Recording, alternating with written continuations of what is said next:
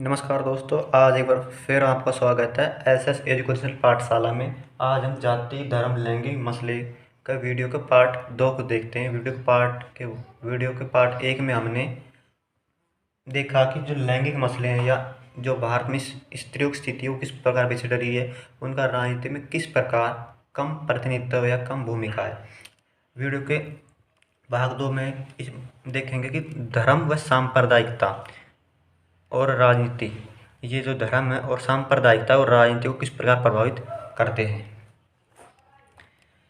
सबसे पहले हम देखते हैं कि धर्म का राजनीति पर क्या प्रभाव है, इसकी क्या भूमिका है। धर्म, हमने देखा होगा कि धर्म राजनीति को बहुत ज़्यादा मात्रा में प्रभावित करता है। खासकर ये उन देशों में बहुत ज़्यादा मात्रा में प्रभावित करता है जिन देशों में विभिन्न धर्म पाए जाते हैं। जैसे हमने पहले श्रीलंका में देखा कि उन देशों में, श्रीलंका देश में कई धर्म थे, जैसे कि सिंहली समुदाय था, तमिल समुदाय था और भी वहाँ अन्य मुस्लिम लोग भी थे। कि वो वहाँ जिस देश में बहुल यानी कि संख्या अलग अलग धर्मों की होगी तो वे राजनीति को प्रभावित करेंगे। जैसे कि चुनाव में प्रभावित करेंगे, धर्म के आधार पर पार्टियां बनाएंगे, धर्म के आधार पर वोट देंगे। इस प्रकार ये धर्म है जो राजनीति को प्रभावित करता है। हमारे भारत देश में भी धर्म राजनीति को जो धर्म है वो राजनीति को बहुत अधिक मात्रा में प्रभावित करता है। हम क्या देखते हैं, मान लो हम 2 उम्मीदवार खड़े हैं किसी चुनाव क्षेत्र में। मान लो एक तो हिंदू है, एक है मुस्लिम। अब मान लो ये तो 2 उम्मीदवार खड़े हैं जो किसी चुनाव क्षेत्र में, या मान लो अभी यूपी में चुनाव चल रहे हैं तो मान लो ये यूपी में ही खड़े हैं, एक तरफ हिंदू है और एक तरफ मुसलमान है। तो क्या होगा कि मान लो 10,000 वोट हिंदुओं के हैं और मान लो 8,000 मुस्लिम के हैं। 8,000।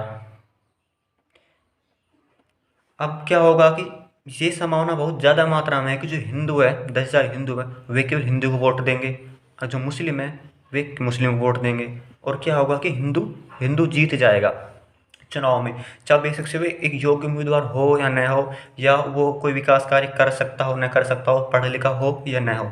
वो केवल ये 10,000 हिंदू क्या देखते हैं कि ये हमारा समुदाय, हमारा धर्म का बंदा खड़ा है, इसी को हम वोट देंगे और इसी को जिताएंगे, चाहे वो योग्य उम्मीदवार हो चाहे ना हो, इस बात से कोई फर्क नहीं पड़ता है।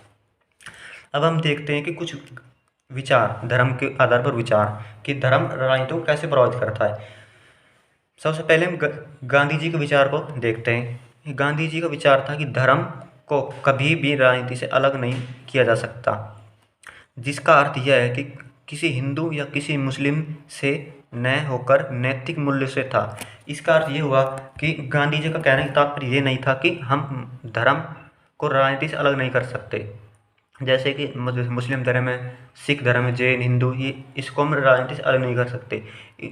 उनका कहने का तात्पर्य ये था कि जो नैतिक मूल्य हैं, नैतिक मूल्य, उनका अर्थ था नैतिक मूल्यों से। नैतिक मूल्यों में ये आते हैं जैसे कि आपसी भाईचारा, लड़ाई झगड़ा नहीं करना, ये नैतिक मूल्य हर धर्म में समान होते हैं। चाहे वो हिंदू धर्म हो, चाहे मुस्लिम हो, चाहे जैन, चाहे सिख हो, चाहे ईसाई हो, सभी धर्म ये कहते हैं कि आपसी भाईचारे के साथ रहो, लड़ाई झगड़ा न करो, एक दूसरे का सहयोग करो। ये नैतिक मूल्य थे।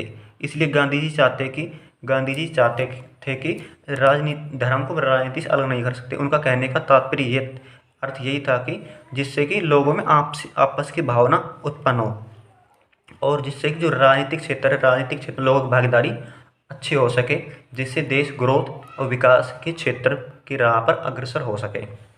अगला पॉइंट देखते हैं। नंबर 2, सरकार को अल्पसंख्यकों की रक्षा करनी चाहिए। इसका अर्थ ये हुआ कि जो हमारे देश में बहुसंख्यक कौन है, बहुसंख्यक है हिंदू, क्योंकि लगभग 70% के आसपास या इसके आसपास ही हिंदू हैं। फिर मुस्लिम है, उसके जो अल्पसंख्यक बहुत कम मात्रा में बौद्ध, जैन, ईसाई, सिख, ये कुछ परसेंट है, कुछ तो 2-4% तक ही। तो जो ये अल्पसंख्यक है, अल्पसंख्यकों के लिए सरकार को रक्षा करनी चाहिए। उनके जो राजनीति में उनका प्रतिनिधित्व सुनिश्चित करना चाहिए। उनको भी समान रूप से अधिकार देने चाहिए, जिससे कि उनकी चुनाव में भागीदारी हो सके, जिससे अगर उनकी चुनाव भागीदारी नहीं होगी तो देश में क्या होगा कि आंतरिक झगड़े, लड़ाई झगड़े उत्पन्न होंगे। देश की जो आर्थिक विकास गति मंद पड़ जाएगी, जिससे देश बिछड़ जाएगा। इसलिए जरूरी है कि जिस देश में अल्पसंख्यक हैं उनको उन अल्पसंख्यकों के साथ सरकार को समान रूप से व्यवहार करना चाहिए, उनके साथ किसी प्रकार कोई भेदभाव नहीं करना चाहिए। आगे देखते हैं, महिलाओं का कहना है कि सभी धर्मों में महिलाओं के साथ भेदभाव को ख़त्म किया जाए। यानी कि उनका कहना है कि जो महिलाओं के साथ धर्म के आधार पर भेदभाव किया जाता है, चाहे हिंदू धर्म हो चाहे मुस्लिम हो। मुस्लिम धर्म में स्त्रियों के लिए जो बुर्का होता है काले रंग का, उसको ज़्यादा तवज्जो दी जाती है, यानी कि उनको ज़्यादा इंपॉर्टेंस दी जाती है कि वो उनको उस जब मुस्लिम महिला घर से बाहर निकले तो उसको पहन के ही बाहर निकले। ऐसे ही हिंदू धर्म में स्त्रियों पर बहुत से प्रतिबंध होते हैं।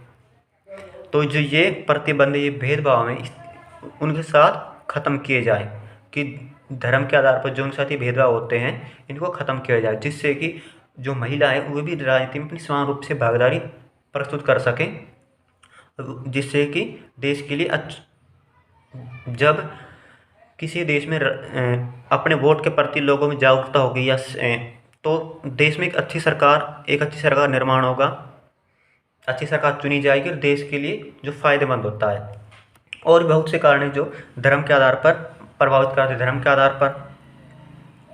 के आधार पर चुनाव में उम्मीदवार खड़े होते हैं, हम धर्म के आधार पर वोट डालते हैं। धर्म के आधार पर ही जो राजनीतिक पार्टियाँ होती है वे अपने उम्मीदवार को टिकट देते हैं। जो ये कारण है वे राजनीति को प्रभावित करते हैं।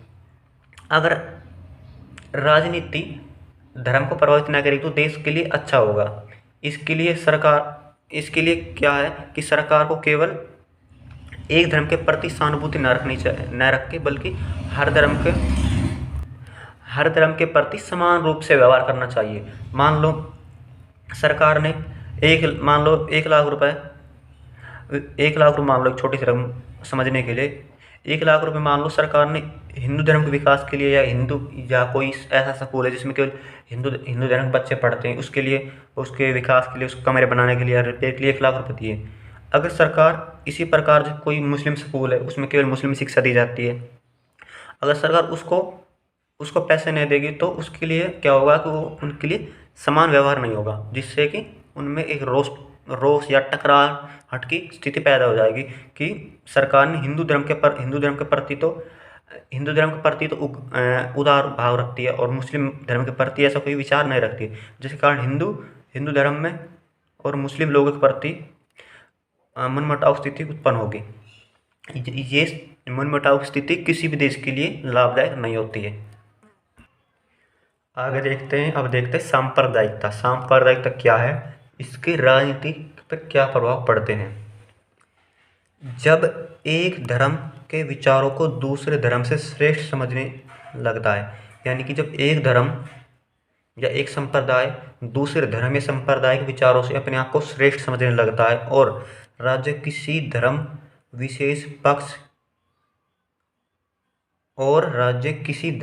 को विशेष पक्ष करने लगता है, यानी कि मान लो हिंदू है और मुस्लिम है तो भारत सरकार या कोई राज्य केवल हिंदू धर्म के प्रति अपने सारी योजनाएं बनाए या उसका पक्ष ले, तो क्या होता है, वो सांप्रदायिकता की भावना उत्पन्न होती है लोगों में।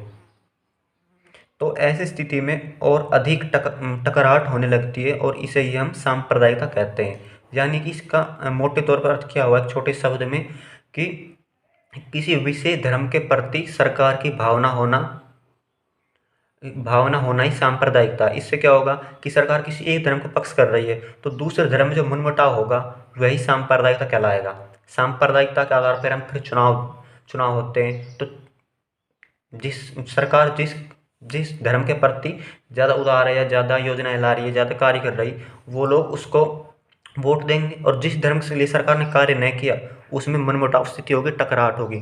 ऐसे जैसे हिंदू है और एक तरफ मुस्लिम या जैन कोई मुस्लिम मान लो, सरकार ने सारे कार्य जो भी कार्य हिंदू धर्म के लिए किए और मुस्लिम धर्म के लिए नहीं किए, तो इन दोनों में जो टकराहट उत्पन्न होगी ना, ये टकराहट यही सांप्रदायिकता कहलाती है। कि जो ये हिंदू होते हैं, मतलब जो हिंदू लोग होंगे, ये अपने आप को मुस्लिम से श्रेष्ठ समझेंगे, यानी कि वे समझेंगे हम तुमसे उत्तम है या ज़्यादा गुण है या ज़्यादा पढ़े लिखे। जो ये टकराहट होती है एक धर्म से दूसरे धर्म या संप्रदाय में, यही सांप्रदायिकता कहलाती है। अब हम देखते हैं राजनीति पर सांप्रदायिकता के रूप, कौन कौन से रूप से प्रभाव पड़ते हैं सांप्रदायिकता के राजनीति पर। नंबर 1, दैनिक जीवन में सांप्रदायिकता के अभिव्यक्ति, यानी कि हम देखते हैं कि दैनिक जीवन में हम ये दिखाने का प्रयास करते हैं कि वो मैं हिंदू, मैं मुस्लिम हूँ, या वो जैन या वो ईसाई है। जैसे कि हम पर डे हिंदू है तो हिंदू हिंदू धर्म के अनुसार पूजा पाठ करेगा, मुस्लिम है तो मुस्लिम धर्म के अनुसार पाठ पाठ करेगा या शिक्षा लेगा, या अब जो अपने कपड़े पहनेंगे वो अपने धर्म के अनुसार पहनेंगे। जैसे मुस्लिम धर्म में जो औरतें होती हैं या महिलाएं होती हैं उनके लिए बुर्का होता है, जो काले रंग का होता है, उसको पहनती है। वो दिखाती है कि वो इस बात की अभिव्यक्ति करते हैं कि वे मुस्लिम महिलाएं हैं। इसी प्रकार उनके लिए अलग से अलग शिक्षा दी जाती है। उनके स्कूलों में कम, मदरसों में ज़्यादा पढ़ते हैं, मदरसे होते हैं जहाँ उनको मुस्लिम शिक्षा दी जाती है, अरबी वगैरह का ज्ञान करवाया जाता है। ठीक इसी प्रकार जैसे कि अगर कोई हिंदू है तो वो हिंदू है तो कोई टीका लगाएगा, कोई पूजा पाठ करेगा, या कोई अपने गले में कोई किसी देवी देवता के गले में माला डालेगा। इस प्रकार दैनिक जीवन में भी ये अभिव्यक्ति करते हैं कि वो व्यक्ति या वो समुदाय किस धर्म को मानता है या किस संप्रदाय को मानता है। नंबर 2, सांप्रदायिक सोच राजनीतिक प्रभुसत्ता स्थापित करने का प्रयास करती है। इसका अर्थ ये होता है कि किसी भी क्षेत्र में, जैसे हम भारत देश को उदाहरण ले सकते हैं या श्रीलंका को उदाहरण ले सकते हैं या बेल्जियम में देखा कि डच और फ्रेंच भाषा बोलने वाले दो समुदाय थे। इसी प्रकार श्रीलंका में देखा कि सिंहली समुदाय, तमिल समुदाय थे। तो हम समझने के लिए सबसे पहले हम अपने भारत देश को ही ले लेते हैं। एक तो भारत में हिंदू और मुस्लिम भी ठीक ठाक मात्रा में, तो मुस्लिम को छोड़ के हम ले लेते हैं ईसाई को ले लेते हैं या जैन को ले लेते हैं या सिख को ले लेते हैं। ये सिख, तो ये जो हिंदू है, हिंदू तो भारत देश में बहुत ज़्यादा मात्रा में है, तो ये हो जाएगा बहुसंख्य के बाद, बहुल मात्रा में, ये हो जाएगा अल्प मात्रा में। अब जो संख्या में ज़्यादा है वो अपनी सरकार बनाने का प्रयास करेगा या लोगों पर दबाव डालने का प्रयास करेगा। अब जो लोग संख्या में ज़्यादा है तो वो सरकार में ऑटोमेटिकली आ ही जाएंगे, जिससे कि वो राजनीति को प्रभावित करते हैं, यानी कि प्रभुसत्ता स्थापित करने का प्रयास करते हैं। जो संख्या में ज़्यादा है वो अपनी सरकार स्थापित करने का प्रयास करते हैं, और जिससे कि जो अल्पसंख्यक भारत में कौन होंगे, ईसाई, जैन, सिख, बौद्ध धर्म, मुस्लिम भी अल्पसंख्यक में ही है। ये लोग सरकार में अपनी भागीदारी से बिछड़ जाएंगे, क्योंकि जी सरकार तो उसी की बनेगी जो संख्या में ज़्यादा है। ज़्यादा में कौन है, हिंदू, तो उनके प्रभुसत्ता या उनके सरकार में सरकार स्थापित हो जाएगी। प्रभुसत्ता का अर्थ है सरकार, मोटे तौर पे हम सरकार से ले सकते हैं। नंबर 2 देखते हैं। 3, राजनीतिक गोलाबंदी। राजनीतिक गोलाबंदी का अर्थ होता है कि मान लो जो हिंदू है, हिंदू धर्म में मान लो जो पंडित लोग होते हैं या पुरोहित बोलते हैं जिनको हम, वे क्या होते हैं, जो हिंदू धर्म के अनुयायी होते हैं, हिंदू धर्म को मानने वाले लोग होते हैं, उनको अपनी तरफ आकर्षित करेंगे, अपने प्रवचन देंगे, अपने उपदेश देंगे और उन लोगों को अपने कंट्रोल में कर लेंगे। कंट्रोल मतलब एक गोलाबंदी कर लेंगे, यानी कि उनको अपने कंट्रोल के अंदर रखेंगे। जब चुनाव होते हैं तो ये धर्मगुरु होते हैं या ये उपदेश देने वाले लोग होते हैं या प्रवचन देने वाले लोग होते हैं, वे जिस पार्टी के पक्ष में अपने अनुयायी, अपने शिष्यों को कहेंगे, वो उसी पार्टी को चुनेंगे। जिस कारण ये जो राजनीतिक गोलाबंदी भी है वो प्रभावित करती चुनावों में। नंबर 4 देखते सांप्रदायिक अहिंसा। सांप्रदायिक अहिंसा ये होती है कि धर्म के आधार पर झगड़े, जब जिस देश में अलग अलग धर्म होंगे, अलग अलग समुदाय होंगे, तो उनमें जो धर्म के आधार पर झगड़ा होना एक स्वाभाविक सी बात है। धर्म के आधार पर झगड़े होंगे, एक तरफ हिंदू है, एक तरफ मुस्लिम है, एक तरफ जैन है, तो ये हिंदू संख्या में ज़्यादा है, मुस्लिम और जैन और जो बौद्ध, ईसाई, सिख ये संख्या में कम है। तो इनमें आपसी अधिकारों को, आपसी जो अधिकारों को लेकर टकराहट होंगे, जिससे क्या होगा, अहिंसा, यानी कि देश में लड़ाई या दंगे की स्थिति उत्पन्न हो जाएगी, जो किसी भी देश के लिए नुकसानदायक स्थिति होती है। इस प्रकार से हमने देखा कि जो सांप्रदायिकता है वो राजनीति को किस रूप से प्रभावित करती है। जिस देश में सांप्रदायिकता बहुत ज़्यादा होगी, यानी कि सांप्रदायिक का अर्थ मोटे तौर पर ले सकते हैं कि जिस देश में दो धर्म या दो वर्गों के बीच मनमुटाव ज़्यादा होगा, तो उन देशों में सांप्रदायिक कट्टरता बहुत ज़्यादा पाई जाएगी। कट्टरता मतलब कि उनमें एक एक धर्म दूसरे धर्म के प्रति आलोचना करेगा, दूसरा पहले के प्रति आलोचना करेगा, उसकी बुराई करेगा, उसके लोगों को भड़काएगा, जिससे कि क्या होगा, सांप्रदायिक अहिंसा। अहिंसा का मतलब ये होता है कि लड़ाई झगड़ उत्पन्न होना, ये कंडीशन देश में उत्पन्न हो जाएगी। क्योंकि सांप्रदायिकता के आधार पर ही भारत 15 अगस्त 1947 में जब एक स्वतंत्र देश बना, तो सांप्रदायिकता के आधार पर ही पाकिस्तान ने एक अलग मुल्क, अलग देश बना था, क्योंकि उसमें मुस्लिम भाषा बोल मुस्लिम लोग ज़्यादा थे, जिस कारण उन्होंने अपने लिए एक अलग देश की मांग की, जिस कारण पाकिस्तान एक अलग देश बना। और भारत हिंदू होने के कारण भारत या हिंदुस्तान के नाम से एक अलग देश बना। यही सांप्रदायिकता है जो राजनीति को प्रभावित करती है।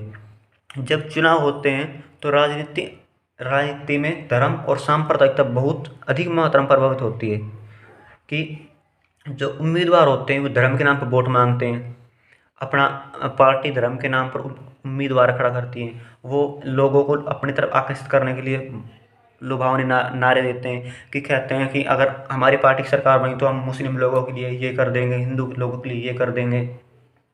जैसे आज अभी यूपी में चुनाव हो रहे थे, यूपी में क्या स्थिति है कि जो यूपी में मुस्लिम और हिंदू बहुत ज़्यादा मात्रा में, जो जो हिंदू उम्मीदवार है वो कहेगा कि हम आपके लिए हिंदू स्कूल खोले देंगे, हिंदी भाषा को बढ़ावा देंगे, या कुछ भी ऐसे कार्य करेंगे। ऐसे ही मुस्लिम लोग हैं, मुस्लिम उम्मीदवार मुस्लिमों को अपनी तरफ आकर्षित करने के लिए वो कहते हैं कि हम मदरसे खुलवाएंगे, या मुस्लिम शिक्षा देंगे, या मुस्लिमों को अधिकार देंगे कि वो अपना जो लिबास या जिसको हम बुर्का पहनते हैं वो पहनकर स्कूल में आ सकते हैं। इसी प्रकार प्रलोभन देख के, सांप्रदायिक प्रलोभन या धर्म के आधार पर प्रलोभन देख के वो जीतने का प्रयास करते, जिस कारण राजनीति धर्म और सांप्रदायिकता के आधार पर प्रभावित होती है।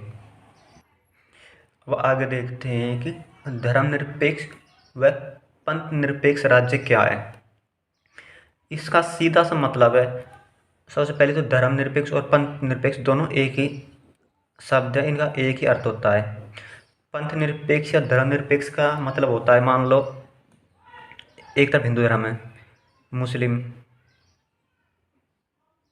जैन, सिख, ईसाई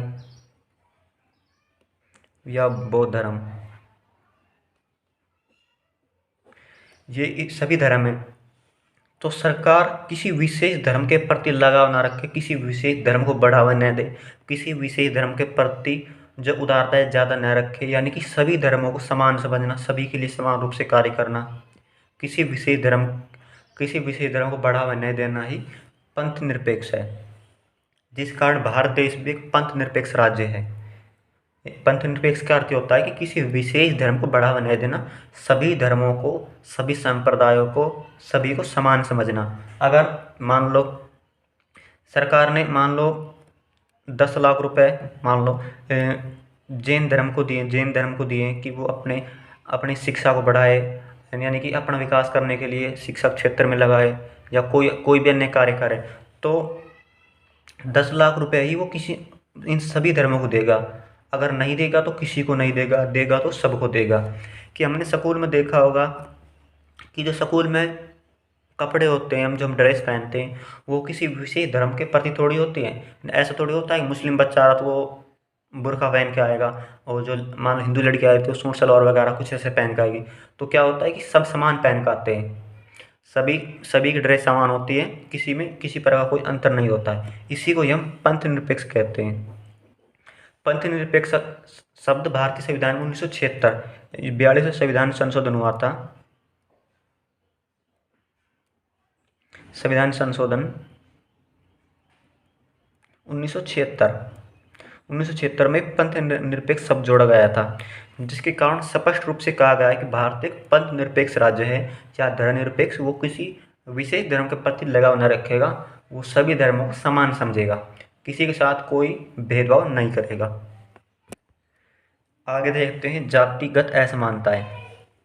जातिगत असमानताएं हमने पहले देखा धर्म के आधार पर भेदभाव, असमानता या संप्रदाय के आधार पर। अब हम देखते हैं जाति के आधार पर। जाति के आधार पर भी हमारे देश में असमानताएं पाई जाती हैं। आपको पता होगा कि हमारे देश में कई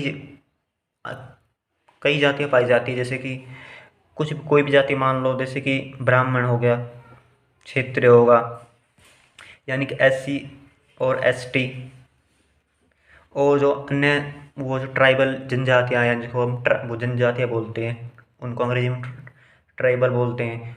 भारत में बहुत सी जनजातियाँ पाई जाती हैं। तो भारत में जो प्राचीन काल से ही, पुराने समय से ही जो जाति के आधार पर बहुत भेदभाव होता आया है। पहले 4 वर्ण थे जिनको हम बोलते थे ब्राह्मण, क्षत्रिय और वैश्य, चौथा था शूद्र। ये 4 वर्ण थे जो आने वाले समय धीरे धीरे करके ये एक जाति के रूप में ही उत्पन्न हो गए, या उनको लोगों ने स्वीकार कर लिया। अब ब्राह्मण लोगों का कार्य क्या था कि ब्राह्मण लोगों का कार्य था वो केवल शिक्षा देंगे। क्षेत्रीय लोगों का कार्य था कि वो केवल सेना में जाएंगे या केवल देश या राज्य की रक्षा करेंगे। वैश्य के लोगों का कार्य था कि वे केवल व्यापार करेंगे। और जो शूद्र लोग थे उनका कार्य था केवल इन सभी लोगों की सेवा करना। तो इसी प्रकार समझ आता है कि जातिगत जो असमानता है, जातिगत भेदभाव है, वो भारत में बहुत पहले से ही होते आ रहे हैं। जब अंग्रेजों ने भारत पर कब्जा राज किया तो उस टाइम पर भी ये जो असमानताएं थी बहुत अधिक मात्रा में थी। इनको ख़त्म करने के लिए कुछ महत्वपूर्ण लोगों ने कुछ कदम उठाए, जैसे कि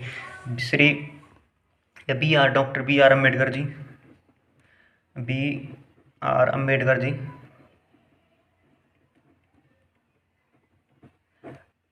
जी, E.V. स्वामी पेरियार और उसके बाद कुछ अन्य लोग थे। उन्होंने इस जातिगत व्यवस्था को खत्म करने के लिए बहुत ही महत्वपूर्ण कदम उठाए थे।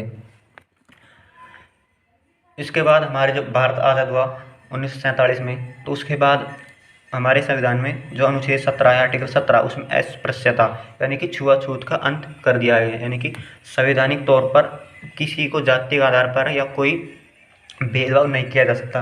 अगर कोई व्यक्ति या कोई समुदाय, कोई धर्म जाति के आधार पर या छुआछूत के आधार पर कोई भेदभाव करता है तो हम सीधा हाईकोर्ट अनुच्छेद 32 के तहत 226 के तहत, और जो दिल्ली में सुप्रीम कोर्ट एक मात्र भारत का, उसमें अनुच्छेद 32 के तहत हम अपनी जो याचिका है यानी कि केस कर सकते हैं कि इस व्यक्ति ने हमारे साथ या जाति के आधार पर कोई भेदभाव किया या जाति के आधार पर गाली गलौज की है। तो हम देखते हैं कि जातिगत असमानता का क्या प्रभाव है। अब हम जातिगत असमानता और राजनीतिक क्षेत्र में देखते हैं कि क्या क्या प्रभाव पड़े हैं। नंबर 1, जाति के आधार पर हम वोट होते हैं। जब जाति का मुद्दा बहुत ही महत्वपूर्ण मुद्दा होता है। जैसे कि आज यूपी में वोट चल रहे हैं, तो जो सपा पार्टी है अखिलेश यादव की, वो यादव है तो वो यादव को अपनी तरफ आकर्षित करने की कोशिश कर रहा है। भाजपा है वो ब्राह्मणों को अपनी तरफ आकर्षित करने की कोशिश कर रही है। इसी प्रकार जो BSP पार्टी है बहन कुमारी मायावती जी की, वो उनको जो SC ST समुदाय है उनको अपनी तरफ आकर्षित करने की कोशिश कर रही है। नंबर 2, जब वोट होते हैं तो कोई भी राजनीतिक पार्टी देखती है किस क्षेत्र में किस जाति के लोग ज़्यादा हैं, तो उसी आधार पर अपनी टिकट का वितरण भी करती है।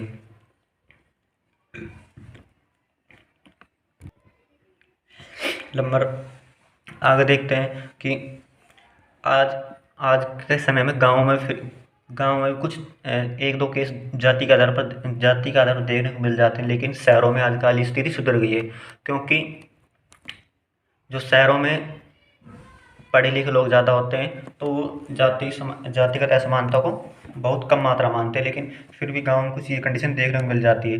तो जो जाति होती है, जातिगत असमानता है, वो लोगों में एक दूसरे के प्रति विरोधी भावना उत्पन्न करती हैं। जैसे कि मान लो ब्राह्मण है, ब्राह्मण समुदाय संपन्न समुदाय है, पैसे के क्षेत्र में, किसी नौकरी के क्षेत्र में वे एक संपन्न जाति मानी जाती है, इस प्रकार क्षेत्रीय है। लेकिन जो SC ST है, SC और ST हैं, ये लोग बिछड़े हुए हैं, इनको शिक्षा के क्षेत्र में कोई खास योगदान नहीं है, न ही कोई आर्थिक क्षेत्र में, न राजनीतिक क्षेत्र में, जिस कारण इन लोगों में इस जाति के प्रति यानी कि ब्राह्मणों के प्रति या कोई अन्य जाति के प्रति रोष की भावना उत्पन्न होती है, जिस कारण लोगों में टकराहट की स्थिति उत्पन्न होती है। अगला प्रश्न देखते हैं कि राजनीति में जाति का क्या प्रभाव है। वही सेम आंसर लिख सकते हैं जो हमने पिछले आंसर में देखा कि जाति का राजनीति पर क्या प्रभाव है। सेम प्रभाव है जो अभी हमने पीछे देखा कि जाति के आधार पर लोग उम्मीदवार खड़ा करते हैं, जाति के आधार पर लोग अपना वोट डाल देते हैं, जाति के आधार पर ही कई राजनीतिक पार्टियों का जो राजनीतिक पार्टियां बनी हुई हैं, जैसे कि महाराष्ट्र में शिवसेना है, और भी कई पार्टियां हैं जो कि सिर्फ जाति के आधार पर बनी हुई है। इनका मुख्य उद्देश्य क्या होता है कि अपनी जाति विशेष के लोगों का उत्थान करना और उनका विकास करना, जिसके लिए इन पार्टियों का निर्माण होता है। जैसे जाति के आधार पर वोट देना और पार्टी बनाना, जाति के आधार पर उम्मीदवार खड़ा होना चुनाव में, ये सब ये सब मुद्दे हैं। जैसे कि वोट देना, जाति के आधार पर पार्टी निर्माण करना, उम्मीदवार को टिकट देना, ये सब मुद्दे राजनीति को प्रभावित करते हैं। ये लेसन यहाँ पर समाप्त होता है। कमेंट करके बताना ये आपको लेसन कैसा लगा।